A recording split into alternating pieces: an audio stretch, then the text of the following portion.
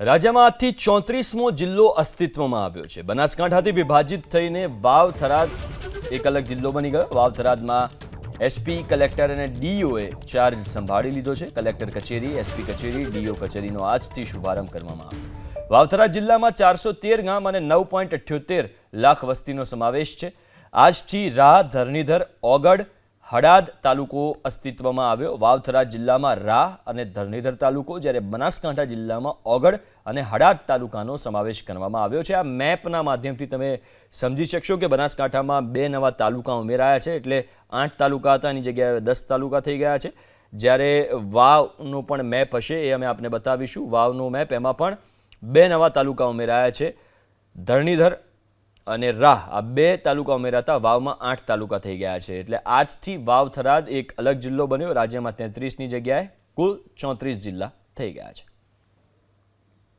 ગુજરાતની અંદર એક જિલ્લો અને 17 તાલુકાઓનું આજે લોકોના હિત માટે, લોકોને નજીકતા પડે, સુવિધા પ્રાપ્ત થાય પ્રકારની વ્યવસ્થા કરી છે। એના ભાગરૂપે આજે બનાસકાંઠામાં વાવ અને થરાદ એક જિલ્લો બન્યો છે। સાથે સાથે 2 તાલુકા પણ અહીંયા આગળ પ્રાપ્ત થયા છે।